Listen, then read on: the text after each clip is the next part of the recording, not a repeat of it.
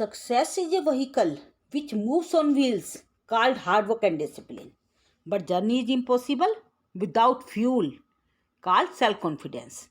Hi everyone, welcome back to my YouTube channel Legal World. Myself Dr. Seema Goyal. Today we are going to start with a new series on legal and constitutional history. And in this series, we will discuss various important questions on legal and constitutional history. And that is important for all the law students, whether it may be students for BA LLB or BCom LLB or LLB students. So it is important for all the law students. तो आपको ये पूरी देखनी है और यहाँ पे ये आपके एग्जाम में आने वाले क्वेश्चंस ही यहाँ पे डिस्कस किए जाएंगे और इस हर वीडियो में मैं एक अलग इम्पोर्टेंट क्वेश्चन डिस्कस करने वाली हूँ, तो आपको ये वीडियो देखनी है. तो today we will discuss with the first question on the legal and constitutional history and that is the discuss the provisions of regulating act 1773 and its defect also. सबसे पहला क्वेश्चन हम क्या लेने वाले हैं, जो 1773 का जो रेगुलेटिंग एक्ट पास हुआ था, इसके क्या क्या मेन प्रोविजंस थे, इसको लाने के क्या कारण थे और इसके अंदर कौन कौन सी कमियां पाई गई थी, इसके अंदर कौन कौन से डिफेक्ट पाए गए थे. And that is our first question. If we talk about the Regulating Act of 1773, there are certain basic provisions of Regulating Act 1773. वो कौन कौन से provisions है? Number 1, to control and regulate the affairs of the company. East India company जो कार्य कर रही थी उसको कंट्रोल करना, उसको नियंत्रित करना, उसको रेगुलेट करना. That is was the main provision that was added in the Regulating Act of 1773. Second provision was to remove the political powers from the hands of the East India Company. Means यहाँ पे जो east India company हमारे India के अंदर जो काम कर रही थी उसके पास सारी की सारी पॉलिटिकल पावर्स दी गई थी. तो वो जो पॉलिटिकल पावर्स थी वो ईस्ट इंडिया कंपनी से अलग करना चाहते थे, उससे लेना चाहते थे, उससे रिमूव करना चाहते थे. तो that was the second provision. And the third provision was to recognise the administration and political powers of the company. Company में यहाँ पे ईस्ट इंडिया कंपनी, मतलब ईस्ट इंडिया कंपनी का जो एडमिनिस्ट्रेटिव और जो पॉलिटिकल पावर्स है उसको रिकॉग्नाइज करना. मीन्स क्योंकि वहाँ पे जो आप देखेंगे यहाँ पे जो आपका जो 1772 का जो जुडिशियल प्लान आया था उसके थ्रू ये देखा गया था कि जो एडमिनिस्ट्रेटिव पावर थी या जो रेवेन्यू कलेक्शन की पावर थी या पॉलिटिकल पावर थी, all the powers were in the hand of east India company. तो यहाँ पे ये जो 1773 का रेगुलेटिंग एक्ट लेके आए थे, इसके थ्रू वो क्या करना चाहते थे, एडमिनिस्ट्रेटिव और जो पॉलिटिकल पावर्स थी कंपनी की उसको रिकॉग्नाइज करना चाहते थे, उससे ये पावर मतलब अलग करना चाहते थे, रिकॉग्नाइज करना चाह रहे हैं. And the next provision was to provide the central administrative system by bringing the administrative reforms. Company के एडमिनिस्ट्रेटिव जो रिफॉर्म्स है उसके अंदर सुधार लाके उसके थ्रू सेंट्रल एडमिनिस्ट्रेटिव सिस्टम लागू करना. That was the main provision of the regulating act of 1773. And the next provision was to improve the affairs of the company. Company के कार्यों को इम्प्रूव करना. और वहाँ पे जो कंपनी के पास जो डुअल पावर सिस्टम, जो जैसे कि मैंने अभी आपको बताया दिया गया है कि वहाँ पे एडमिनिस्ट्रेटिव पावर्स भी उसके हाथ में है, रेवेन्यू कलेक्शन की पावर भी उस कंपनी के हाथ में ही है. तो यहाँ पे एक तरह से डुअल सिस्टम चल रहा था. तो ये जो डुअल सिस्टम था, गवर्नमेंट सिस्टम था, इसको रिमूव करना और कंपनी के कार्यों को इम्प्रूव करना. That was also the main provision that was added in the Regulating Act of 1773. If we talk about the more provisions, and the next provision was to prevent the affairs of the company. Company के जो company के जो servant थे उनके जो कार्य थे उनके अंदर वो कहीं ना कहीं करप्ट प्रैक्टिसेस इन्वॉल्व किए हुए थे. मीन्स वो अपना कंपनी के एम्प्लॉय होने के साथ साथ वो प्राइवेट ट्रेड के अंदर भी एंगेज हुए थे. जैसा कि आज के टाइम में आप देखते हैं कि कोई व्यक्ति जो एक गवर्नमेंट एम्प्लॉय होता है तो वो कई बार अपनी अलग से प्रैक्टिस चला रहा होता है. आपने कई बार डॉक्टरों को देखा होगा. तो यहाँ पे उसी तरह से सेम प्रोविज़न कंपनी के अंदर भी चल रहे थे. मीन्स कंपनी के अंदर जो कंपनी के एम्प्लॉयज़ थे वो कंपनी का कार्य करने के साथ साथ अपनी प्राइवेट ट्रेड भी चला रहे थे. और कहीं ना कहीं वो क्या होता है आपके हमारे हिसाब से वो क्या कहेंगे उसे, there were the corrupt practices. वो सही नहीं था भाई, आप वहाँ से भी सैलरी ले रहे हैं और वहाँ से प्राइवेट ट्रेड भी कर रहे हैं. तो यहाँ पे उन सर्वेंट्स को रोकना भी इस एक्ट को लाने का मेन पर्पस था. This means to prevent the servants of the company from engaging in private trade, कि कंपनी के सर्वेंट्स को वो प्राइवेट ट्रेड में एंगेज होने से रोकना चाहते थे। यदि आप कंपनी के एम्प्लॉय है तो कंपनी के एम्प्लॉय के रूप में ही कार्य करेंगे, ये कहा जाता था। तो that was also main of the provision of the Regulating Act of 1773. And the last provision was to bring the anti-corrupt practices by prohibiting the servants of the company from accepting bribes, gifts and presents from the people. वहाँ पे company के जितने भी employees हैं वो कहीं ना कहीं एंटी करप्ट प्रैक्टिसेस के अंदर इन्वॉल्व है, वो करप्ट प्रैक्टिसेस के अंदर इन्वॉल्व हैं। तो उनकी जो करप्ट प्रैक्टिसेस है उनको रोकना bye bringing the anti corrupt practices, anti corrupt practices को लाकर, जिससे कि वो अपनी जो करप्ट प्रैक्टिस है वो ना कर पाएँ, करप्शन के अंदर इन्वॉल्व ना हो पाएँ। और उनसे ये कह दिया गया कि आप आज के बाद किसी भी तरह के ब्राइब भी एक्सेप्ट नहीं करेंगे, गिफ्ट एक्सेप्ट नहीं करेंगे, कोई भी प्रेजेंट एक्सेप्ट नहीं करेंगे लोगों से। यदि आप ऐसा करेंगे तो यू विल बी पनिश्ड, आपको पनिश किया जाएगा। तो बाय ब्रिंगिंग द, इसका मतलब क्या हुआ कि यहाँ पे एंटी करप्ट प्रैक्टिसेस को लागू कर दिया गया, किसके थ्रू? रेगुलेटिंग एक्ट ऑफ 1773 के थ्रू। तो ये this was also the main provision of the regulating act of 1773. And the next part is that is key provisions of the Act of 1773. What are the key provisions? ये जो act 1773 का जो regulating act आया था, इसके main provision कौन कौन से थे? If we talk about the key provisions, by this act, British Parliament directly interfere in the administration of the company. एक तरह से देखा जाए तो यहाँ पे जो ब्रिटिश पार्लियामेंट है वो अपने आप को कंपनी के अफेयर में, उसके एडमिनिस्ट्रेशन में अपने आप को इन्वॉल्व करना चाहती है, डायरेक्टली उसके अंदर इंटरफेयर करना चाहती है। वो ये कहती है भी कंपनी कार्य ना करके वो कार्य हम करेंगे।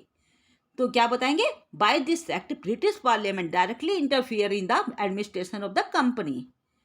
वहाँ पे वो डायरेक्टली अपने आप को इंटरफेयर कर लिया उन्होंने, ब्रिटिश पार्लियामेंट ने, और इसके द्वारा वो कंपनी को मतलब गलत काम करने से रोक रही है और खुद गलत कर रही है।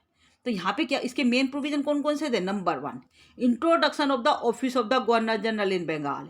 इसके द्वारा रेगुलेटिंग एक्ट 1773 के द्वारा बंगाल के अंदर गवर्नर जनरल का ऑफिस की स्थापना की गई है। पहली बार गवर्नर जनरल अपॉइंट किया गया है। जैसा कि आपको पता होगा कि जो सबसे पहले गवर्नर जनरल थे बंगाल के, he was the Lord Warren Hastings. तो Lord Warren Hastings was the first governor general in Bengal to hold this designation. If we talk about the second provision, that is the creation of executive council to assist the governor general. जैसे कि आज के time में आप देखते हैं कि prime minister होता है तो प्राइम मिनिस्टर के साथ काउंसिल ऑफ मिनिस्टर भी कार्य करती है।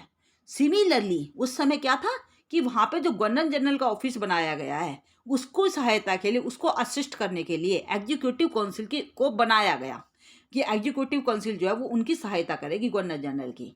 तो एग्जीक्यूटिव काउंसिल के अंदर टोटल मिला के 4 मेंबर इन्होंने रखे थे। तो there were total 4 members who constituted the executive council.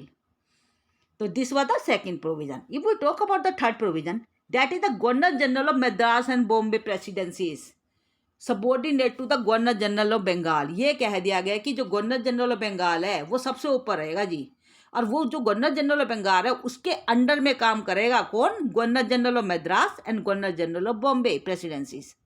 तो वो उसके नीचे माने जाएंगे। और यहाँ पे जो अल्टीमेट अथॉरिटी होगी that must be vest in the governor general of Bengal. तो यहाँ पे जो अल्टीमेट अथॉरिटी होगी वो गवर्नर जनरल ऑफ बंगाल माना जाएगा। मीन्स वान हेस्टिंग इसको पावर दे देगी ये पूरी तरह से। And the next provision was the establishment of supreme court of judicature at Fort William. आपको पता होगा कि सबसे पहले सुप्रीम कोर्ट इसी एक्ट के थ्रू लाई गई थी। तो 1773 का जो रेगुलेटिंग एक्ट आया था, by this act supreme court of judicature was framed at Fort William, Calcutta के अंदर जो फोर्ट विलियम है वहाँ पे पहली बार सुप्रीम कोर्ट की स्थापना की गई। तो in 1774 supreme court of judicature was established at Calcutta. Calcutta के अंदर सुप्रीम कोर्ट ऑफ जुडिकेचर बनाई गई। और इस सुप्रीम कोर्ट के अंदर टोटल मिला के 4 जजेस थे। 1 was the chief justice and 3 other जजेस। जैसे कि आज के टाइम में आपको पता होगा कि आज की स्ट्रेंथ कितनी है कि 1 चीफ जस्टिस रहता है और 34 अदर जजेस हैं। Similarly at that time there were 3 other जजेस and 1 chief justice in the supreme court of judicature. And this supreme court of judicature was established at Fort William. Fort William में इसकी कलकत्ता के अंदर इसकी स्थापना की गई है। And this court was having the वो टाइप ऑफ जुरिडिक्शन, इसके पास दोनों तरह का जुरिडिक्शन रखा गया था, सिविल जुरिडिक्शन भी और क्रिमिनल। आज के टाइम में आपको पता होगा कि जो सुप्रीम कोर्ट है उसके पास भी सिविल और क्रिमिनल दोनों तरह का जुरिडिक्शन पाया जाता है, वो दोनों तरह के केसेस को एंटरटेन कर सकती है। सिमिलरली वहाँ पे जो सुप्रीम कोर्ट स्थापित की गई थी 1774 में, उसके पास भी सिविल और क्रिमिनल दोनों तरह का जुरिडिक्शन उसके पास था। और इसके अलावा ये जो कोर्ट ऑफ रिकॉर्ड थी, ये जो सुप्रीम कोर्ट थी, supreme court of judicature, this was also the court of record. ये कोर्ट ऑफ रिकॉर्ड थी। कोर्ट ऑफ रिकॉर्ड मीन्स इसको ये कहा जाता है कि यहाँ पे जितनी भी प्रोसीडिंग होगी उसका रिकॉर्ड मेंटेन करना होगा, उसकी रिकॉर्डिंग आपको रखनी होगी, उसके रजिस्टर मेंटेन करने होंगे। तो this was the court of record ये कहा जाएगा। तो supreme court was the court of record and was having the power to publish for his content. यदि कोई व्यक्ति उस सुप्रीम कोर्ट के जो भी वो डिसीजन देगी, यदि उसकी कोई अवहेलना करेगा, तो ऐसी स्थिति में उस व्यक्ति को उसको क्या किया जाएगा, पनिश किया जा सकता है। तो इस सुप्रीम कोर्ट को ये पावर भी दी गई थी। तो कैसा कहेंगे, it was the court of record and was having power to punish for his contempt. यहाँ मैंने आपको गलती से मैंने ये वर्ड लिख दिया है, यहाँ पनिश आएगा पब्लिश की जगह, तो आप इसे ठीक कर लीजिएगा। तो क्या कहेंगे, supreme court was the court of record and it was having power to punish for his contempt.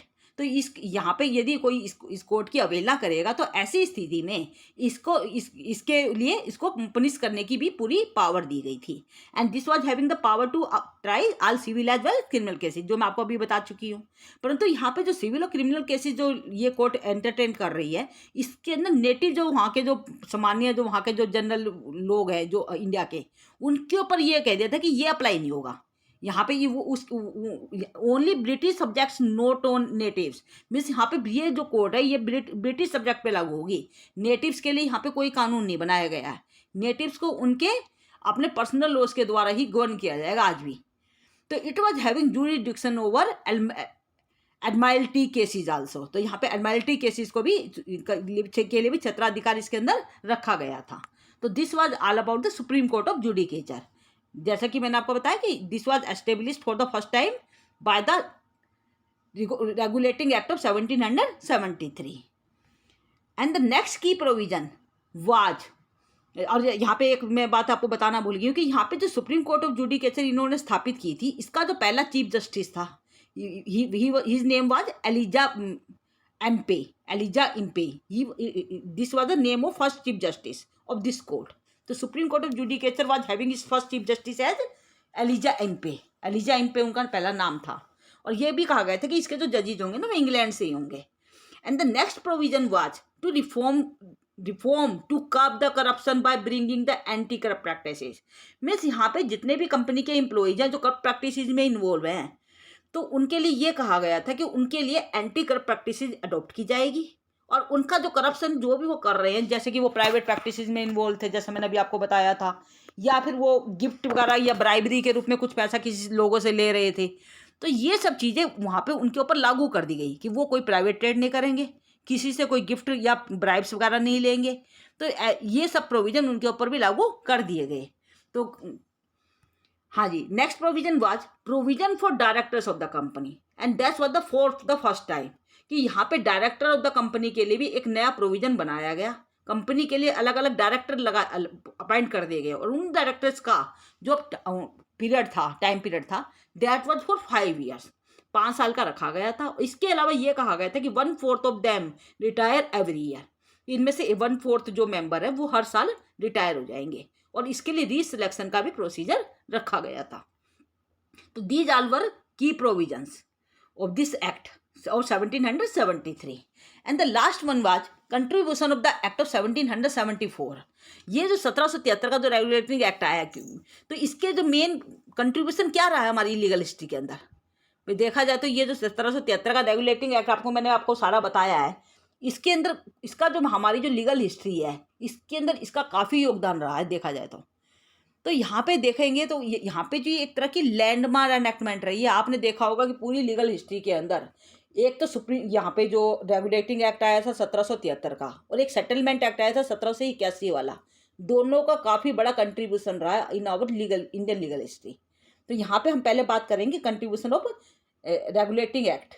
तो रेगुलेटरी एक्ट का क्या कंट्रीब्यूशन रहा है? It was the landmark enactment which brought many significant changes in the structure of the judiciary. भी हमारी judiciary का जो structure है इंडिया के अंदर, उसके अंदर कई तरह के सिग्निफिकेंट चेंजेस किए गए इसके through. That was the first contribution and it brought many significant changes in the contribution of constitution of court of directors. Court of directors के कॉन्स्टिट्यूशन के अंदर भी इसका काफ़ी योगदान रहा। इसके अलावा जो पॉलिटिकल जो यहाँ पे by this political as well administrative functions of the company were recognised. यहाँ पे ये कहा गया कि जो कंपनी थी वो पॉलिटिकल फंक्शन भी कर रही है, एडमिनिस्ट्रेटिव फंक्शन भी कर रही है। तो ये कहा गया कि अब उसको नहीं करने कंपनी को, तो उनको पहचाना गया, उनको रिकॉग्नाइज किया गया। And the next one, it laid down the foundation of central administrative system. जैसे कि मैंने अभी आपको बताया था कि हाँ, इसी एक्ट के थ्रू सेंट्रल एडमिनिस्ट्रेटिव सिस्टम लागू किया गया था by bringing the administrative reforms. तो that is also one of the main contribution in our Indian legal history. And the next contribution was that is the supreme court was created for the first time. जैसा मैंने अभी आपको बताया 1773 का जो act आया था रेगुलेटिंग एक्ट, इसी के थ्रू पहली बार सुप्रीम कोर्ट की स्थापना की गई है और जिसके थ्रू आप कह सकते हैं कि प्रॉपर जुडिशियल सिस्टम चालू किया गया है जो आज भी आप हमारे देश के अंदर काम कर रहा है। तो ये कुछ ऐसे कंट्रीब्यूशन है जिनको हमें ध्यान भी रखना है। And the last one was drawbacks of the regulating act. अब मैंने तुमसे कहा था कि इसके डिफेक्ट्स भी हमें बताने हैं, तो डिफेक्ट्स और ड्रॉबैक्स एक ही बात होती है। तो यहाँ पे हम बात करेंगे drawbacks of regulating act of 1773। ये 1773 का जो रेगुलेटिंग एक्ट आया था, इसके अंदर कौन कौन सी कमियां थी? सबसे पहली कमी की यदि हम बात करें, this act was consider significant. जैसे मैंने अभी आपको बताया कि इसका कंट्रीब्यूशन रहा है हमारी इंडियन लीगल हिस्ट्री में, फिर भी इसके अंदर कुछ भी बहुत सारी कमियां पाई गई थी, क्योंकि ये जो एक्ट था, ये कई सारी ऐसी प्रॉब्लम थी हमारे सामने जो हमारे इंडियन लीगल सिस्टम के अंदर आई थी, उसको वो सोल्व नहीं कर पाया था। तो जिसकी वजह से आप कह सकते हैं कि इसके अंदर कई सारे ड्रॉबैक्स भी पाए गए थे। सबसे पहला ड्रॉबैक जानते हैं कौन सा था? Major drawbacks of this act was that situation concerning the governor general was paradoxical. क्योंकि यहाँ पे जो गवर्नर जनरल की जो पोजीशन है वो पैराडॉक्सियल है, मीन्स वो क्लियर नहीं है। जैसे आज के टाइम में आपने देखा होगा कि मेन पावर यदि आप देखेंगे, मेन एग्जीक्यूटिव हेड आपका प्रेसिडेंट है, परंतु मेन पावर किसके हाथ में रहती है? प्राइम मिनिस्टर के। यहाँ पे देखोगे कि प्राइम मिनिस्टर भी अपने आप कार्य नहीं करेगा, उसको काउंसिल ऑफ मिनिस्टर की सुननी पड़ेगी, उनके कहने पर, उनके मतलब उनकी मेजोरिटी के हिसाब से उसे डिसीजन लेना पड़ता है। सिमिलरली उस समय जब आप देखेंगे तो गवर्नर जनरल की जो पोजीशन थी वो भी पैराडॉक्सियल थी। मीन्स वहाँ पे जो गवर्नर जनरल था ना, उसके पास कोई वीटो पावर नहीं थी। And he was made answerable to the directors. उसको डायरेक्टर्स को जवाब देना पड़ता था। कंपनी के जो डायरेक्टर्स थे उनको वो उनके प्रति उसकी जवाबदेही बनती थी, और वो अपने कार्यों के लिए जो भी वो कार्य करता तो उसके लिए उसे रिस्पॉन्सिबल ठहराया जाता था। तो that was the main drawback of this act. And the next drawback was governor general was bound by the majority decision of the council. जैसे मैंने अभी आपको बताया कि वहाँ पे जो गवर्नर जनरल है उसके लिए काउंसिल अपॉइंट कर दी गई है। एग्जीक्यूटिव काउंसिल मैंने आपको बताया था ना, एग्जीक्यूटिव काउंसिल अपॉइंट की गई थी जिसके अंदर 4 मेंबर रखे गए थे। तो वो जो एग्जीक्यूटिव काउंसिल है उसके डिसीजन को गवर्नर जनरल को मानना ही पड़ेगा। He was bound. जैसे कि आज के टाइम में आपको पता होगा कि हमारा कोई एक्ट भी हम कोई पास करवाते हैं तो वहाँ पे प्रेसिडेंट को ये कहा जाता है कि साइन करने ही पड़ेंगे। President will sign on this statute bill, उस बिल पे साइन करेगा। तो सिमिलरली उस समय क्या कहा जाता था कि जो गवर्नर जनरल है ना, वो उसको मेजोरिटी, जो काउंसिल के अंदर जो मेंबर्स की जो मेजोरिटी है उसके डिसीजन को ये मानने के लिए बाध्य था। और इस तरह से देखा जाए तो ये एक तरह से पपेट के रूप में काम कर रहा था डिसीजन मेकिंग के अंदर। तो गवर्नर जनरल को तो केवल अपनी स्टैंप लगानी है, जी भैया अब तुम्हें तो स्टैंप लगानी ही लगानी है। मीन्स वहाँ पे जो मेजोरिटी ने कह दिया वो उसे करना ही पड़ेगा। तो he was like a puppet only. तो main power was in the hand of council, governor in council के हाथ में है। इसका मतलब ये होगा कि जो मेन पावर है गवर्नर जनरल के हाथ में ना होकर गवर्नर इन काउंसिल के हाथ में जा रही है, और उसी के डिसीजन को मानने के लिए ये बाध्य है। तो यहाँ पे आप अगला ड्रॉबैक क्या कहेंगे? Ultimate power was in the hand of governor in council. जैसे मैंने अभी आपको बताया कि यहाँ पे जो मेन पावर है, अल्टीमेट पावर है, that is in the hand of governor in council. That resulted in wide spread corruption. अब देखा जाए तो एक आदमी के हाथ में जब इतनी पावर आ जाएगी तो वहाँ पे क्या होगा? एक तरह से करप्शन का होना शुरू हो जाता है, करप्शन शुरू हो जाता है। तो यहाँ पे भी यही हो रहा है कि जो गवर्नर इन काउंसिल है उसको बहुत एक अनलिमिटेड पावर दे दी गई है। तो ऐसी स्थिति में ये करप्ट प्रैक्टिसेस के अंदर मतलब करप्शन बढ़ता जा रहा है, वाइड स्प्रेड होता जा रहा है, और जिसकी वजह से वहाँ का जो एडमिनिस्ट्रेटिव सिस्टम है वो उसके अंदर कमी आनी शुरू हो गई। वीकनिंग मतलब वो कमज़ोर होता जा रहा है at lower level. And the next drawback was there was lot of confusion concerning the power and jurisdiction of the Supreme Court. यहाँ पे आपको मैं आपको जब आगे लीगल हिस्ट्री में आपको केसेस बताऊंगी जो उस समय हुए थे, नंद कुमार का केस हुआ था, कोसी जुरा केस हुआ था, तो ये जो केसेस जब आप पढ़ेंगे ना तो उसके अंदर आपको देखने को मिलेगा कि यहाँ पे जो पावर है उनके बीच में कन्फ्यूजन चल रहा है कि सुप्रीम कोर्ट की कितनी पावर है, उसका कहाँ तक जुरिडिक्शन है। तो कहीं ना कहीं इनके बीच में आपस में झगड़े होते रहे थे। तो there was lot of confusion between concerning the power and jurisdiction of the supreme court, and this act also failed to solve many problems of the Indian natives. भाई इंडियन नेटिव्स के जो मेन सफरर हैं उनकी problems को तो ये solve कर ही नहीं पाया था। तो these were the certain drawbacks in this regulating act of 1773. तो जैसा कि मैं समझती हूँ आप लोगों को ये लेक्चर समझ में आया होगा, और ये जो मैं क्वेश्चन मैंने आज कराया है ये काफ़ी इंपॉर्टेंट क्वेश्चन है। That is one of the most important question that is certain to come. आपके एग्जाम में ये जरूर आएगा, ध्यान रख के चलना, और इसे आप साथ के साथ करते चले जाएं। और एक बार यदि नहीं समझ में आता आप इसे बार बार सुनिए, और यदि कोई फिर भी आपको कोई डाउट है then put down in the comment section, and don't forget to like, share and subscribe this channel. Thank you.